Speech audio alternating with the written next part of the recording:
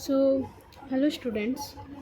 My name is Komal Bind and I am going to teach you about the human eye and the colorful world. Okay, this is our topic and it is chapter number 10. So, first we study this paragraph. You have studied in a previous chapter about reflection of light by lenses. You also studied the nature, position, and relative size of the images formed by lenses. Okay. How can these ideas help us in the study of the human eye? The human eye uses light and enables us to see objects around us. It has a lens in its structure. What is the function of the lens in a human eye? How do the lenses used in spectacles are correct defects of vision? Let us consider these questions in this chapter. We have learned in this previous chapter about light and some of its properties. In this chapter, we shall use this idea to study some of the optical phenomena in nature. We shall also discuss about rainbow formation, splitting of white light and blue color of the sky. So students, हम इस chapter को ऐसे complete करेंगे, मतलब पहले मैं उसे read करूँगी फिर आपको उसका एक्सप्लेन करूँगी। ओके, क्योंकि अगर हम इसको रीड कर के अगर समझेंगे, आपको मैं समझाऊँगी तो आपको वो अच्छे से समझेगा भी, और सेकेंडली आप उसको एग्ज़ाम में भी परफेक्टली लिख भी सकते हो। क्योंकि सिर्फ समझ के फ़ायदा नहीं है, हमें ऐसा मालूम होना चाहिए कि वो चीज़ हमको प्रेजेंट कैसे करना है। ठीक है, तो इसलिए मैं पहले रीड करके आपको समझाते हैं। ओके, तो इसमें क्या लिखा हुआ है, ये पहला जो हमारा इंट्रोडक्शन पार्ट होता है उसमें ये लिखा हुआ है कि हम लोग जो पहले वाले चैप्टर थे, previous chapter refraction of light of lenses, उसमें हमने वो सब पढ़ा रिफ्रैक्शन के बारे में। ठीक है, रिफ्रैक्शन कैसे होता है, लाइट आती है मिरर पे, फिर वो लाइट रिफ्लेक्ट होती है। ठीक है, तो वो हमने पढ़ा। इमेजेस कैसे फॉर्म होते हैं नेचर में, कैसे रिलेटिव साइज़ होते हैं इमेजेस का, छोटे इमेजेस, बड़े इमेजेस, हम लोग लेंस का यूज़ करते हैं। ओके, ताकि हम लोग इमेजेस को अच्छे से देख सकें। और इस चैप्टर में हम क्या पढ़ेंगे, जो ऑप्टिकल फिनोमिना है नेचर का, जैसे हम जो देखते हैं, ह्यूमन आई कैसे देखता है, कैसे वो चीज़ हम जो चीज़ें अपने नेचर में देख रहे हैं, जो कलरफुल चीज़ें हम देख रहे हैं, वो हमें कलरफुल क्यों दिख रही है, वो ऐसा ही है क्या, मतलब हम उसके बारे में हम स्टडी करेंगे। हमारे आँखों के बारे में, प्रिज्म के बारे में, ये सब चीज़ जो है वो रिलेटेड है रिफ्रैक्शन, रिफ्लेक्टेड। ओके, और कैसे ये इमेजेस फॉर्म होते हैं वो हम इस चैप्टर में पढ़ने वाले हैं। ठीक है, शॉर्टली। तो अब हम स्टार्ट करते हैं the human I 10.1 the human I. Okay, this the human I is one of the most valuable sensitive sense organs. Okay,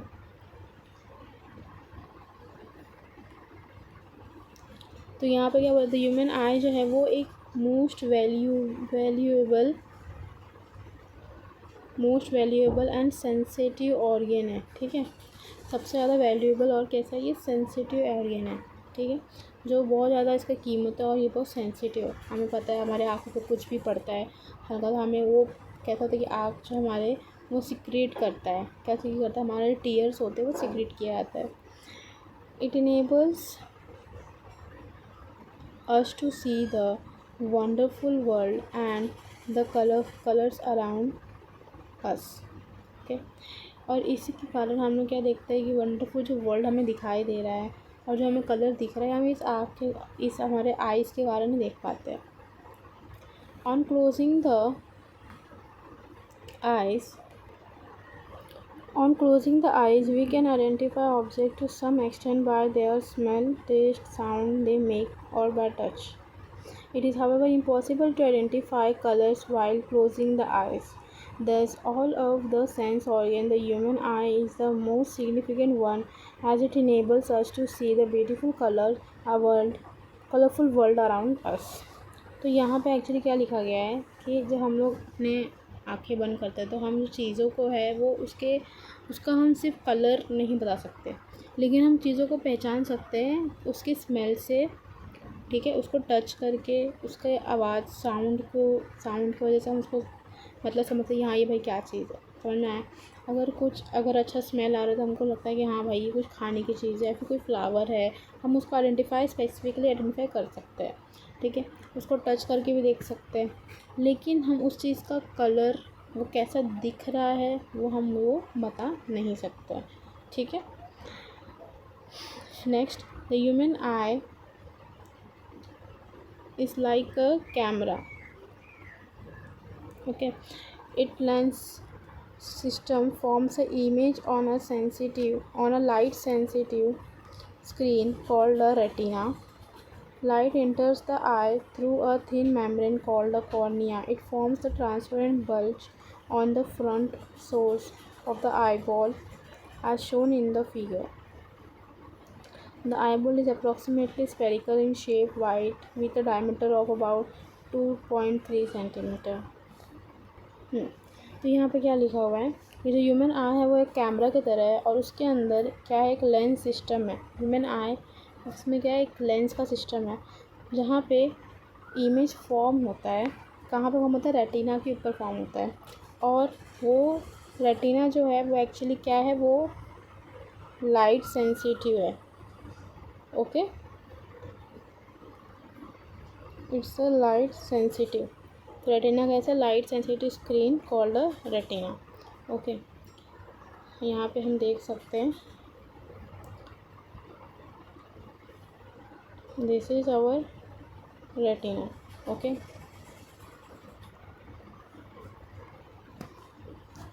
light enters the eye through a thin membrane called a cornea.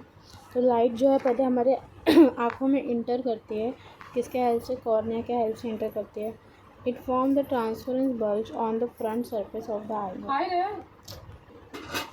तो जो light है वो कहाँ से enter होता है, वो होता है एंटर कॉर्निया से। हम यहाँ देखते हैं, where is the cornea, so this is the cornea. यहाँ कॉर्निया से लाइट जो है वो हमारा एंटर करता है।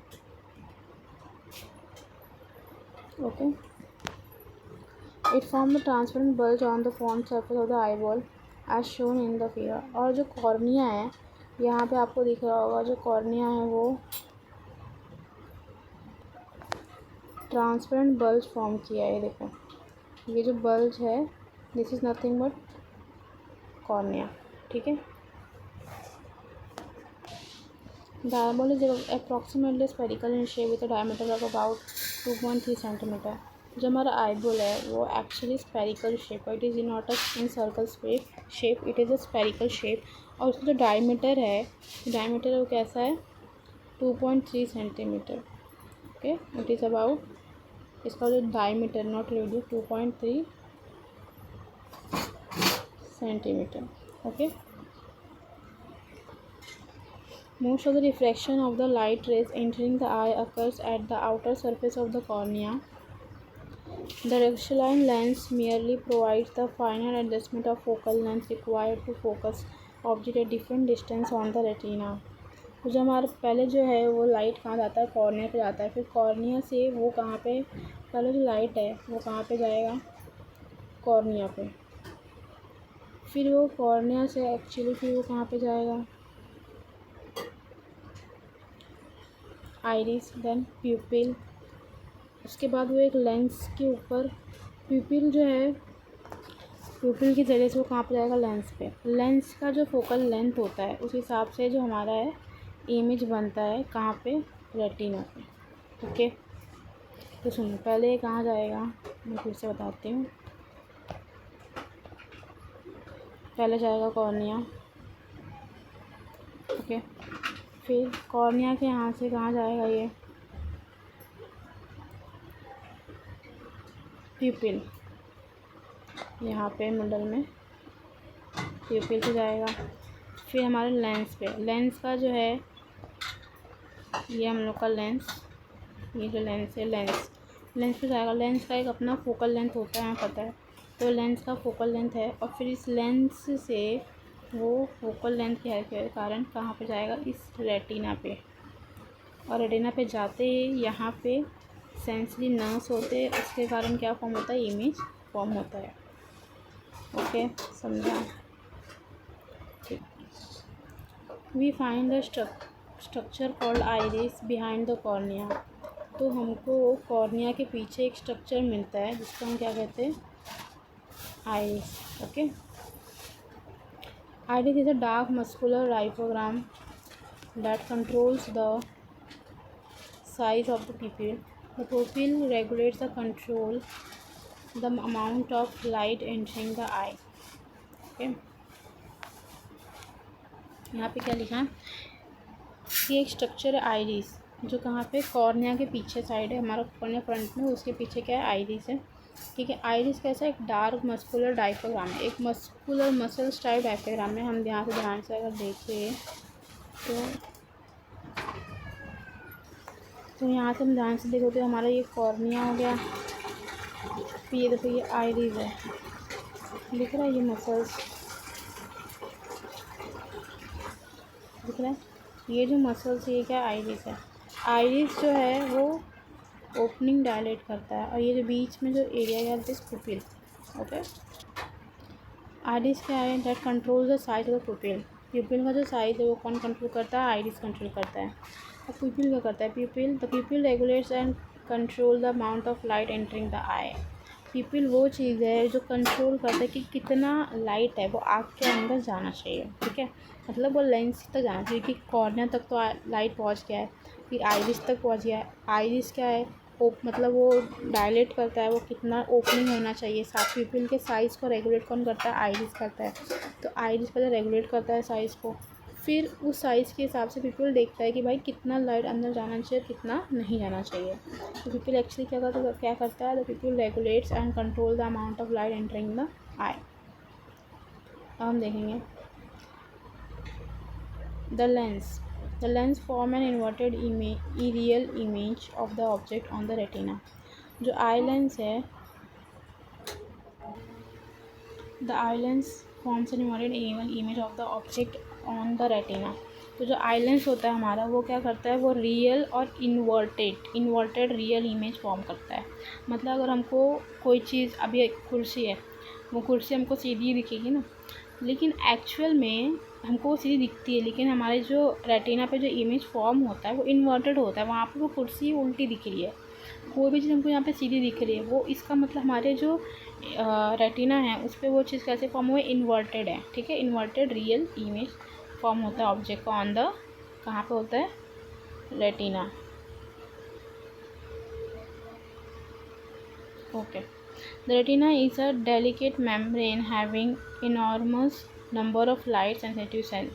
अब यहाँ पे क्या लिखा है कि जो रेटिना है वो is a delicate membrane having enormous number of light sensitive cells. Retina के ऊपर एक डेलिकेट मेम्ब्रेन है। ओके, नथिंग बट ये हमारे सेल्स ही बने ह्यूमन बॉडी में। तो ये डेलिकेट मेम्ब्रेन है जिसमें क्या है, बहुत सारे लाइट सेंसिटिव सेल्स हैं जो लाइट को सेंस करते हैं, वैसे सेल्स हैं। ठीक है, तो light sensitive sales gate activated upon illumination generates electrical signals. The signals sent to the brain via the optical nerves. The brain interprets these signals and finally processes the information so that we perceive object as they are.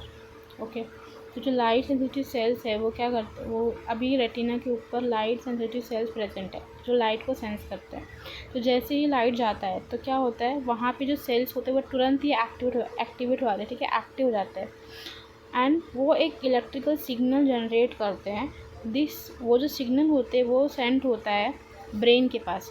अब वो तुरंत थोड़ी ना चल के खुद नहीं जाएंगे ब्रेन के पास, वो जो लाइट होंगे वो क्या करते हैं, वो सिग्नल जो होता है इलेक्ट्रिकल सिग्नल, वो ऑप्टिकल नर्व्स होते हैं हमारे रेटिना में, मतलब रेटिना से कनेक्ट होते हैं, रेटिना को कनेक्ट होते हैं टू द ब्रेन। तो रेटिना से वो ब्रेन के पास जाता है। ठीक है, वो electrical impulse through optical nerve से the brain interpret this signal. तो जब ऑप्टिकल नर्व से वो सिग्नल जाता है रेटिना ब्रेन के पास, तो ब्रेन उस सिग्नल्स को देखता है, भाई कैसा है ये। तो उस सिग्नल को देखने के बाद ब्रेन क्या करता है, उसका एक इन्फॉर्मेशन लेगा और फिर एक ऑब्जेक्ट समझ के वो उसका एक इमेज क्रिएट करता है। जैसे सिग्नल जाता है वैसे ही वो ब्रेन उससे इंफॉर्मेशन प्रोसेस करता है और वैसे ही इमेज फॉर्म होती है। ओके, फिर से समझते हैं। तो पहला क्या है?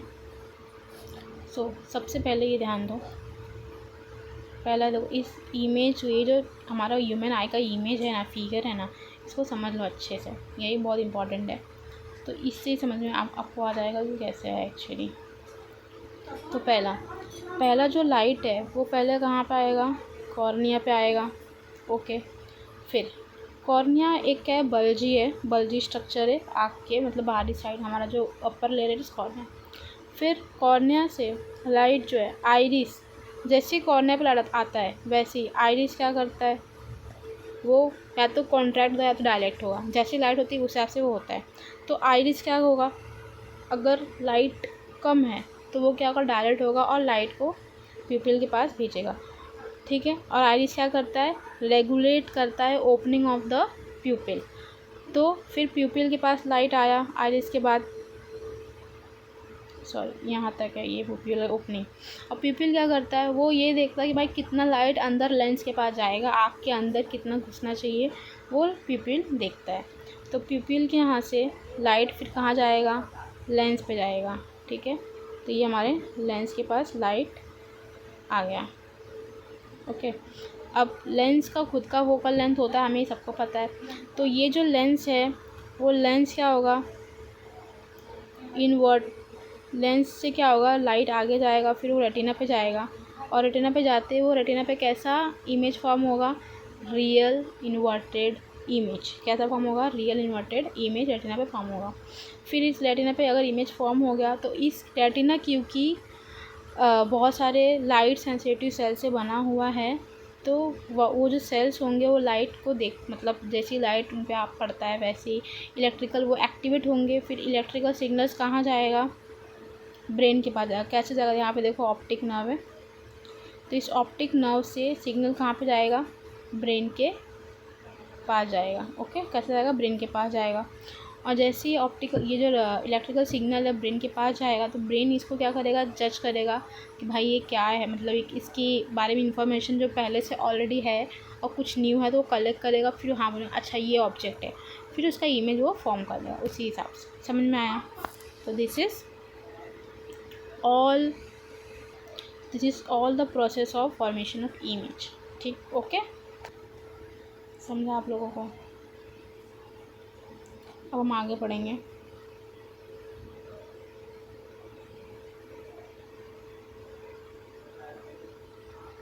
नेक्स्ट क्या है हमारा topic? Power of accommodation. So power of accommodation. The eye lens is composed of fibers, jelly-like material. Its curvature can be modified to some extent by the ciliary muscles. The change in the curvature of the eye lens can thus change its focal length. When the muscles are relaxed, the lens becomes thin. Thus its focal length increases. तो यहाँ पे क्या बोला गया है? जो हमारा आई lens है वो किससे बना हुआ है? वो किससे बना है? फाइब्रस है, वो जेली लाइक मटेरियल से हमारा आई लेंस बना है। ठीक है, तो जो हमारा आई है वो कैसे बना? जेली लाइक मटेरियल से बना हुआ है। उसका जो इस कार्य में मॉडिफाइड है नेक्स्ट है। अब आई लेंस को अटैच सिलेरी मसल्स होता है, और आई लेंस का जो कार्वेचर है, उसका मतलब जो फोकल लेंथ है कार्वेचर के, तो वो रेगुलेट होता है विद द हेल्प ऑफ। तो हमारा जो आई वो फाइब्रस जेली लाइक मटेरियल से बना हुआ है। उसके जो कार्वेचर होते हैं वो मॉडिफाइड होते हैं with the help of ciliary muscles.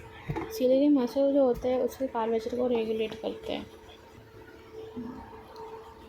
The change in the curvature of the eye lens can thus change it focal length.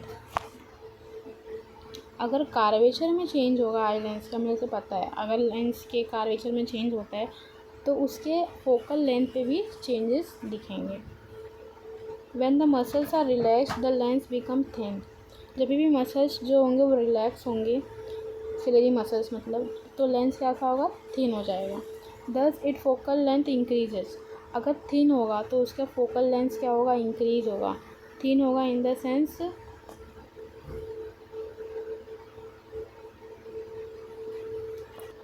Thin होगा मतलब देखो ये हमारा समझो ये एक हमारा लेंस है।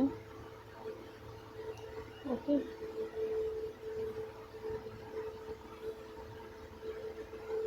ओके, ये ऐसे लेंस है। अब ये लेंस अगर थिन हुआ है, अभी मैंने नॉर्मल लेंस बनाया है, अगर वो थिन हुआ है तो इसका मतलब वो ऐसे होगा। ओके, ओके, तो इसका जो फोकल लेंथ है, मैं दूसरे कलर से रिप्रेजेंट करती हूँ। हाँ, ये जो फोकल लेंथ है वो उसका क्या हो गया, चेंज हुआ।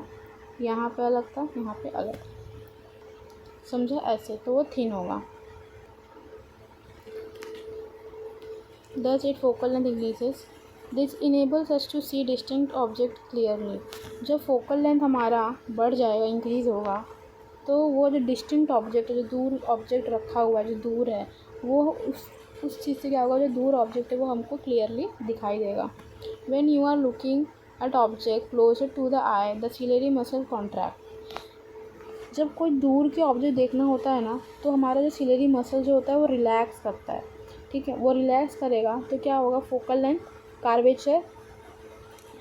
कर्वेचर में चेंजेस होंगे, तो इसी कारण क्या होगा कि फोकल लेंथ इंक्रीज़ होगा।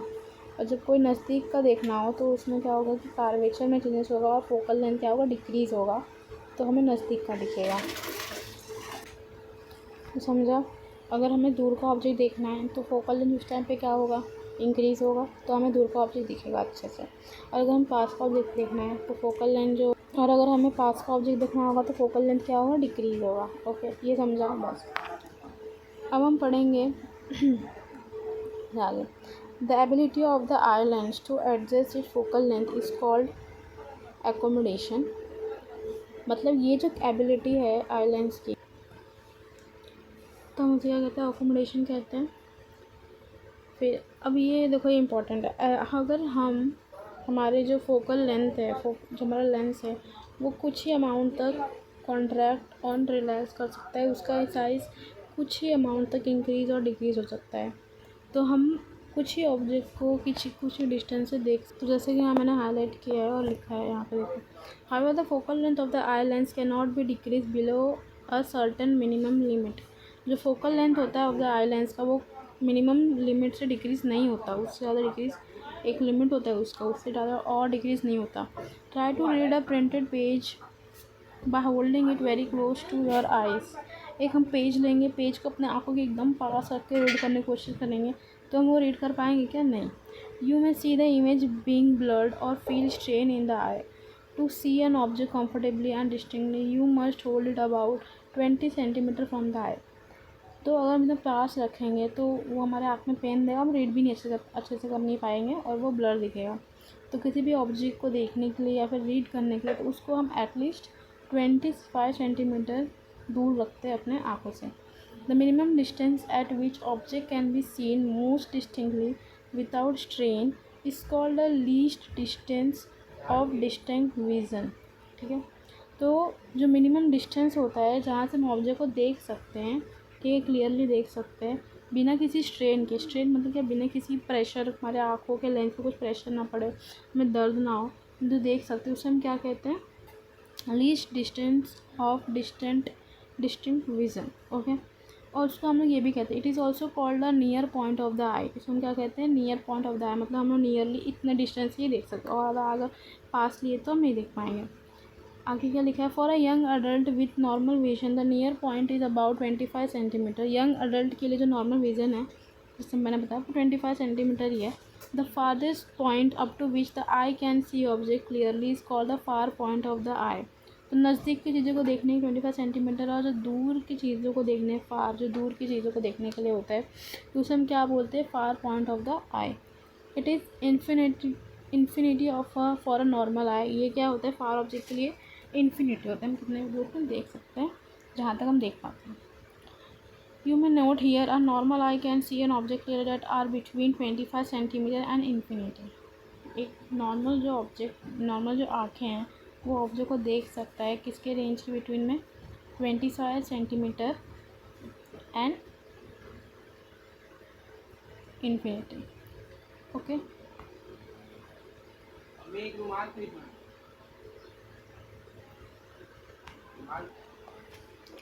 Sometimes the crystalline lens of people at old age becomes milky and cloudy. This condition is called cataract. This causes partial or complete loss of vision. It is possible to restore vision through a cataract surgery. कभी कभी क्या होता है, जो old age वाले people होते हैं, जिनकी उम्र ज़्यादा होती है, उनमें जो ये लेंस होता है वो एक्चुअली वहाँ पे क्या था, तो वो क्लाउडी बन जाता है, वहाँ पे फोल्ड्स आ जाते हैं, या तो वहाँ पे कुछ मिल्की टाइप, मतलब उसमें कुछ तो डैमेज हो जाएगा। तो उसके कारण क्या होता है कि उनको वो चीज़ें दिखती नहीं है क्लियरली, या तो वो उनको बहुत ब्लर जो उनको ऑब्जेक्ट दिखता है वो ब्लर दिखेगा, या तो वो उनको दिखेगा ही नहीं। ठीक है, विजन ही नहीं दिखेगा ही नहीं। तो ऐसे कंडीशन क्या बोलते हैं हम लोग, कैटरेक्ट। इसको ठीक कर सकते हैं हम by the cataract surgery. Okay, now next we move 10.2 defects of vision and their correction. मतलब विजन में देखने में हमें क्या क्या कौन कौन से डिफेक्ट होती हैं और उसमें हम कैसे कैसे करेक्शन कर सकते हैं। जैसे कि हम बहुत लोग चश्मा लगाते हैं तो उनको कोई डिफेक्ट है इसके अलावा, उसको हम चश्मा लगाते हैं क्योंकि वो चश्मा लगाने से वो क्या करेक्शन है, उनको वो चीज़ें क्लियरली दिखती हैं। ओके, सो समटाइम्स द आई में gradually loss it power of accommodation. In such condition the person cannot see the object distinctly and comfortably. The vision become blurred due to the refractive defects of the eye. Okay, कभी कभी क्या होता है कि धीरे धीरे जो accommodation power होता है लेंस का, आँखों के लेंस का, वो कम हो जाता है, जिस कारण क्या होता है जो पर्सन जो है वो दूर की चीज़ें या फिर नज़दीक की चीज़ें जल्दी क्लियरली देख नहीं पाता, तो उनको ब्लर दिखेगा क्योंकि वो रिफ्रैक्टिव डिफेक्ट्स, क्योंकि वहाँ पे जो एकोमोडेशन पावर है, एकोमोडेशन पावर मतलब क्या था कि उसका रिलैक्स होना, सिलेरी मसल्स का रिलैक्स होना, कॉन्ट्रैक्ट होना, फिर फोकल लेंथ का बढ़ना, फोकल लेंथ का डिक्रीज होना, तो वो अगर एकोमोडेशन ही नहीं होगा तो वो ढंग से हो नहीं पाएगा, और उसी के कारण क्या होगा कि ब्लर्ड दिखेगा इमेज। तो यहाँ पे there are mainly 3 common refractive defect of vision. 3 common refractive defect of vision है, 3 डिफेक्टिव विजन जो है डिफेक्ट्स हैं विजन के। दीज आर, पहला क्या है, मायोपिया और नियर साइटेडनेस। ओके, नेक्स्ट क्या है, हाइपरमेट्रोपिया और फार साइटेडनेस। ओके, नेक्स्ट क्या है, प्रेसबायोपिया। ओके, तो 3 है, मायोपिया और near sightedness, hypermetropia or far sightedness, and third is presbyopia. This defect can be corrected by the use of suitable spherical lenses. We discuss below this defect and their correction. तो ये defect हम ठीक कर सकते हैं by the use of suitable spherical lenses. Okay. So next, तो यहाँ पर हम पहला क्या देख रहे हैं, मायोपिया। सो पहला जो है मायोपिया है। Myopia is also known as near sightedness, जैसे हमने पढ़ा पहले। A person with myopia can see nearby object clearly but cannot see distinct object distinctly. जिस पर्सन को मायोपिया होता है उसको जो नज़दीक के ऑब्जेक्ट है, नियर बाय ऑब्जेक्ट है, वो उसको क्लियर दिखाई देंगे, लेकिन जो दूर के ऑब्जेक्ट है ना, वो उसको क्लियर नहीं दिखाई देंगे। A person with this defect has a far point nearer than infinity. तो जिस पर्सन में डिफेक्ट होता है तो उसका जो फार पॉइंट होता है, फार पॉइंट नियर, वो उसको पास थोड़ा दिखता है, इसके लिए वो इन्फिनिटी से मतलब थोड़ा पास दिखता है, इसलिए जो दूर के ऑब्जेक्ट होते हैं उसे क्लियर दिखाई नहीं देता, मतलब जो चीज़ इन्फिनिटी भी दिखना चाहिए था वो उसे और थोड़ा पास दिखता है, जिस कारण क्या होता है कि उसको उसका जो इमेज है वो रेटिना पे बनता ही नहीं। सच an person may see clearly up to a distance of a few metre. वैसे जो पर्सन होते हैं उनको चीज़ें वो क्लियरली दिखेंगी, कुछ मीटर्स तक ही दिखेंगी। In a myopia eye the image of a distinct object is formed in the front of retina.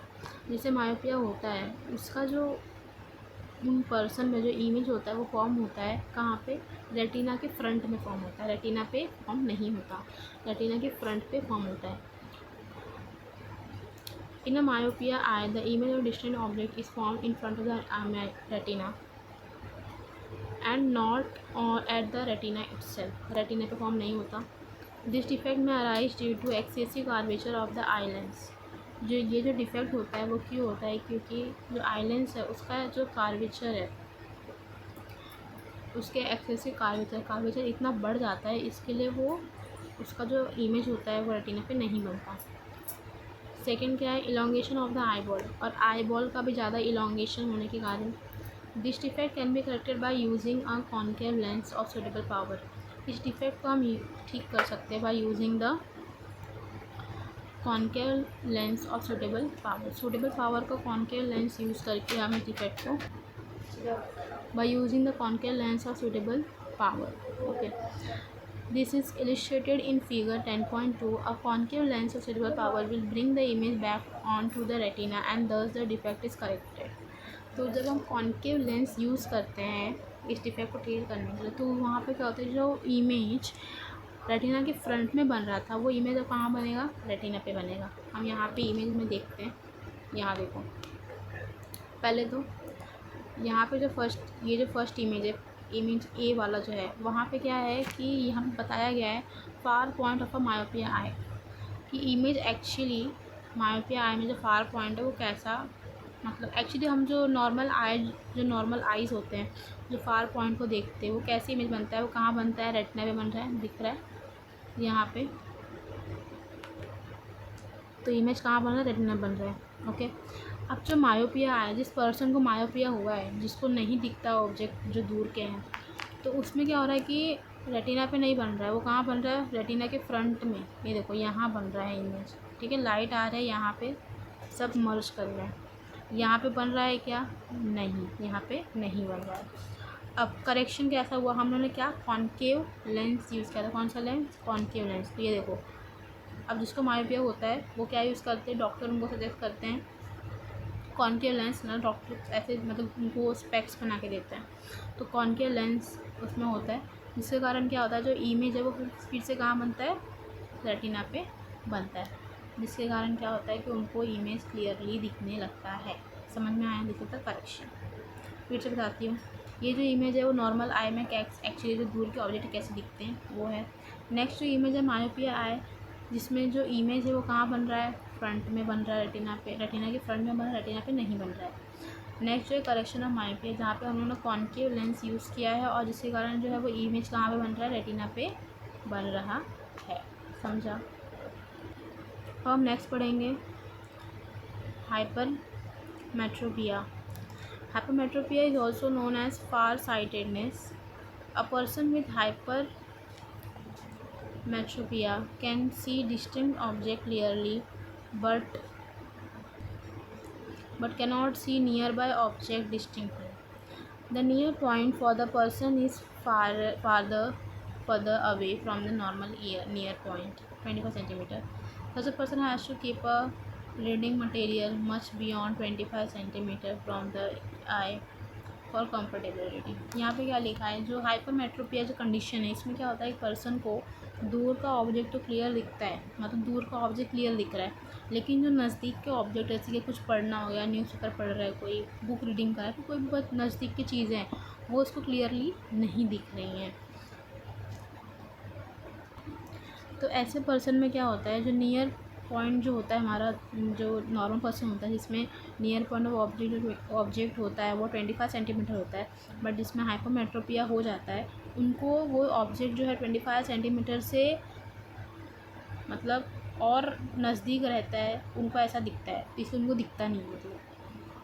तो अगर क्लियरली पढ़ना होता है तो वो क्या करते हैं, 25 सेंटीमीटर से बियॉन्ड रखते हैं, फिर उनको वो दिखता है। ओके, यहाँ पर लिखा था near point for the person is father away from the normal near point. तो जो near point of the person में उन जिसमें ये डिफेक्ट होता है उनके लिए वो नियर पॉइंट 25 सेंटीमीटर से दूर होता है। Such a person has to keep a reading material much beyond 25 centimetre from the eye for comfortable reading. तो ऐसे पर्सन लोग उनको रीडिंग करने के लिए 25 सेंटीमीटर से वो थोड़ा दूर रखते हैं ताकि उनको वो चीज़ें दिखाई दे। This is because the light rays from a close by object are focused at a point behind the retina as shown in the figure 10.3। क्योंकि इसमें क्या होता है क्योंकि जिसमें ये डिफ़ेक्ट होता है उसमें क्या होता है, ये जो इन लोग जिसमें ये डिफ़ेक्ट है हाइपरमेट्रोपिया में, उनमें क्या होता है, ये जो लाइट रेज अगर नियर बाय ऑब्जेक्ट से आ रही है ना, वो रेटिना के पीछे इमेज फॉर्म कर रही हैं, ठीक है। इसीलिए उनको वो जो इमेज है वो प्रॉपर नहीं दिखता है। तो this defect arises either because the focal length of the eye lens is too long, ये डिफ़ेक्ट होता है क्योंकि अगर फोकल लेंथ आई लेंस का जो फोकल लेंथ है वो अगर ज़्यादा होगा, इसके लिए डिफ़ेक्ट आता है। सेकंड क्या है, the eyeball has become too small, इसमें क्या होगा कि आईबॉल जो होगा वो बहुत स्मॉल हो जाएगा। This defect can be corrected by using a convex lens, इसमें कौन सी लेंस हम यूज़ करेंगे, convex lens of appropriate power, okay. और इसके रीज़न भी याद करना है। This is illustrated in the figure 10.3. Eyeglasses with converging lenses provide the additional focusing power required for forming the image on the retina, ठीक है। तो हम यहाँ पे देखते हैं पहले। तो यहाँ पर जो फर्स्ट है near point of a hypermetropia eye, तो यहाँ पे देखो रेटिना में बन रहा है इमेज, ओके। अब जिसको हाइपरमेट्रोपिया हो जाता है, जिसको नज़दीक जैसे दिखते नहीं है, उनमें क्या होता है, जो इमेज बन रहा है ना वो रेटिना के बाहर चला गया। मतलब देखो ये रेटिना हमारा है, ठीक है,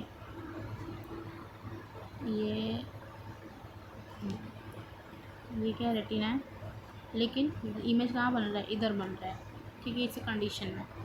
तो यहाँ पे बनेगा तो दिखेगा क्या, क्लियर नहीं दिखेगा। अगर इमेज रेटिना पे नहीं बनता तो इमेज क्लियर नहीं दिखता है। इमेज रेटिना पे बनेगा तो ही इमेज क्लियर दिखेगा, ओके। तो इसको करेक्ट करने के लिए हम लोग क्या यूज़ करते हैं, डॉक्टर क्या यूज़ करते हैं, कॉन्वेक्स लेंस। कौन से यूज़ किए यहाँ पे, कॉन्वेक्स लेंस। कॉन्वेक्स लेंस क्या करेगा, लाइट को कन्वर्ज करेगा, और लाइट को कन्वर्ज करने के बाद क्या होगा, लाइट इमेज कहाँ पे फॉर्म होगा, ये देखो रेटिना पे फॉर्म हुआ, हाँ यहाँ पे इमेज फॉर्म हुआ, जिसके कारण